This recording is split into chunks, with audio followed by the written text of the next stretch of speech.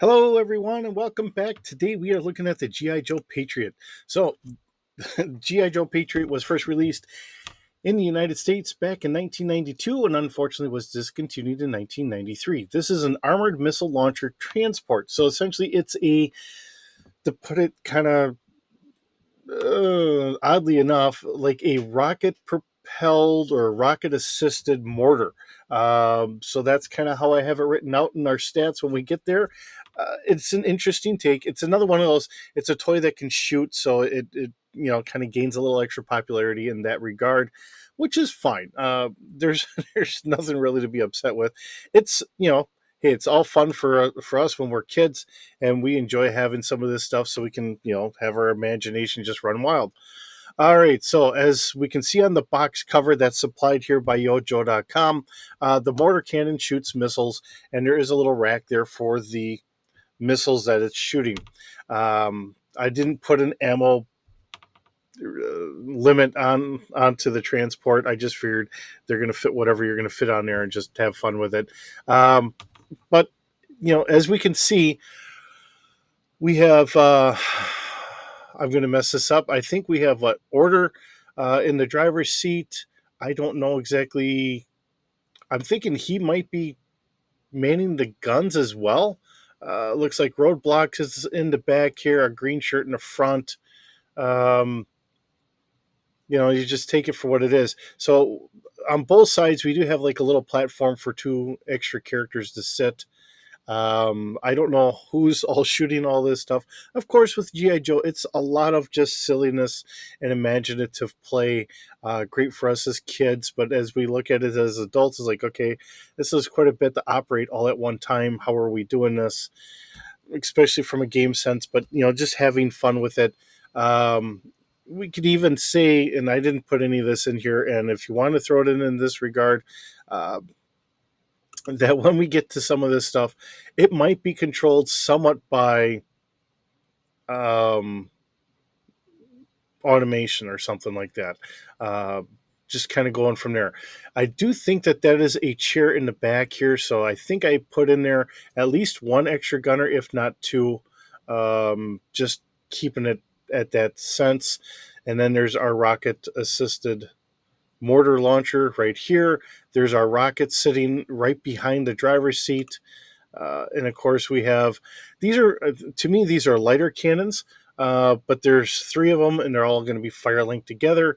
As it says, let's see, we have our surface to air mortar cannon, triple barrel laser cannon with quick load ammo port. So just putting it as our blaster cannons, anti glare pivoting cockpit canopy, quick recoil side machine gun. So there's our third gun right there, and it says three polyconic surface to surface mortar missiles. So we have a mortar that surface to air, but the missiles are surface to surface. Uh, one of those things. I think they come up with some of the stats back then, and they weren't looking over everyone's shoulder to see what they were actually writing in there. But we have nice pictures, nice diagrams. Where to put all the stickers and the decals. Um, Unfortunately, what we don't have here is the original retail price. That would be kind of nice. I always find that fun and exciting because we can look back and we can say, hey, this thing only costs this much. Well, today we're probably looking at it being maybe a $50 vehicle, but it might have been maybe a $12 or $15 vehicle back in the day, as prices had risen already by 92. Um, just the fun and silliness of it all. So, all right, with that, let's get into our D6 stats and see what I've come up with, and we'll go from there. All right, so looking at what we have here, this is going to be at speeder scale. I have this roughly at about 25 feet long. I do have it listed as having one driver and two gunners. So in the back here, and this is a little bit better picture. I don't really have the other side, but I'm going to say it this way. I would kind of imagine a spot for two people to kind of very cramply but to kind of sit back here and be able to fire. Really, because we're going to need somebody else besides the driver to load the mortar. And actually, for as big of a cannon as this is, you'd almost think that you'd have to drop this down, throw your next rocket assisted mortar in, let it go all the way down, and have a firing pin to actually hit it instead of just having it hang and then drop it and by its own weight launch off. So I think we're going to need two extra people here, however, we do it. Passengers, I have it listed as four. I figured two on each side here. If this stays correct on both sides like that, we could do that as well. Our cargo capacity, I have this at about 180 kilograms. Not certain exactly how big we should go with this. This is a fairly small vehicle. Maneuverability is a 1D plus one, and our movement speed is only about 35 miles an hour.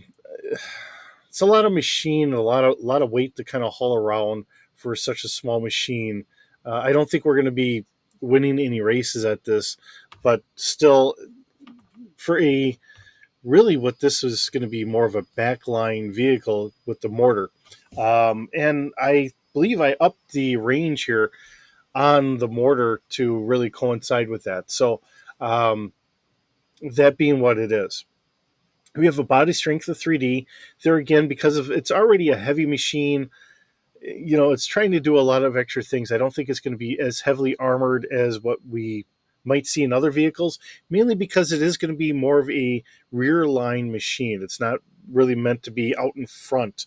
Um, and then we get into our weapon systems. So this missile assisted mortar cannon, it's going to be at Walker scale. Fire control is going to be 2D. Damage is 7D. But when you look at the range, so I doubled the range from what we would normally have. Actually, I believe I grabbed from like the Brawler or whatever for the main cannon, which went out to like 5 kilometers.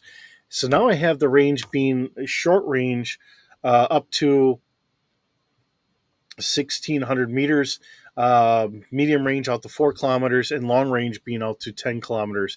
Really trying to get it out there a little bit farther than what we normally see. Our damage is going to be 7D, like I said, and that's going to be at Walker scale. That is a big cannon there. So I figured that the missiles that are going in there are going to be fairly large as well. We do have the triple repeating blasters up on top.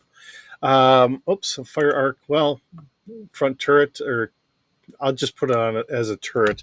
I didn't change that one up like I thought I did. All right. So we have that as being on a turret. These are at speed or scale. Fire control is 1D, damage is 6D. I'm figuring that these are going to start off as more like a light repeating blaster, which would put us at like a 4. And because we have two extras, now it's going to be 6D, something a little bit lighter for the vehicle. And then we have a heavy repeating blaster on the side. That is the right front turret, personnel scale. And because it's a heavier duty, that's going to be at 6D itself. Uh, just kind of keeping it at that sense.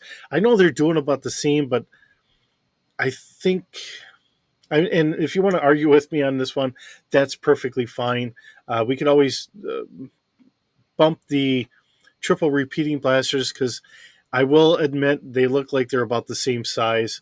Uh, why not? We'll just consider them all the same. So let's just bump that up by an extra 2. So that'll make that an 8D damage, and then I'll throw in the heavy, triple heavy repeating blasters. That way, everything is all at the same scale, same everything here. And I need to move the picture over a little bit because then we're in our way. Okay, so if these are all the same, roughly size, we'll consider them the same. I wasn't thinking about that. It's a small vehicle. It's another one of those, and I've said this before. GI Joe would be a great test bed for a lot of potential vehicles to maybe get into frontline military units or regular military units. If it works out or works okay for a rear line for a small unit, fine. But is it going to work in the rest of the military? If they say probably not, we're only going to get maybe 10 of these things ordered. That's all there is. Going in those directions. And I think that's it's another good reason why you're going to have a lot of variety in vehicles in GI Joe. They're always coming out with new tech, new whatever to try out, see how well it works. It's all experimental with in some regards, a up on the cutting edge of technology and techniques and all that for an anti-terrorist unit that's constantly going from here to there to everything else. And having a lot of lighter vehicles really would work good for them because they could be airdropped. You could throw it maybe into a C-130 or something like that, and you could do a touch and go, drop it off on a skid plate, and then once it stops, unbolt it, and away you go. Uh, so I think smaller vehicles like this really does excel in a force like a GI Joe. Of course, they're going to need some of the heavier vehicles like a Mobat or even a Brawler or something like that. I think those are going to be needed for some of their heavier interactions with Cobra. But having trial stuff like this is great because then kind of like and I'll take this as a design example. Okay, so back in Vietnam we had the 113, and then there were through the design process we had gone up to having the Bradley. Uh, and I was, a mounted crew member. I was a dismount for a year and a driver for a year. Uh, it's funny going back and learning that, yes, and I could see the design similarities between a 113 and a Bradley. It was a design thread that it did go up to that. They wanted a little bit more firepower, and then they wanted some other things. And how do we get all this to work out? So the design flow was there. If you look at them side by side, you're two different vehicles, but there is a design thread between the two of them. There was a progression there. So, same thing with some of this stuff. Here's a progression and all that. And in that same vein, we're going to see in a couple weeks a fighter jet that looks very similar to one of the jets that we have in the U.S. military today. So, with that being said, thank you so very much for joining me today. It's wonderful having you here. Hope you're doing well, and I will see you in the next video.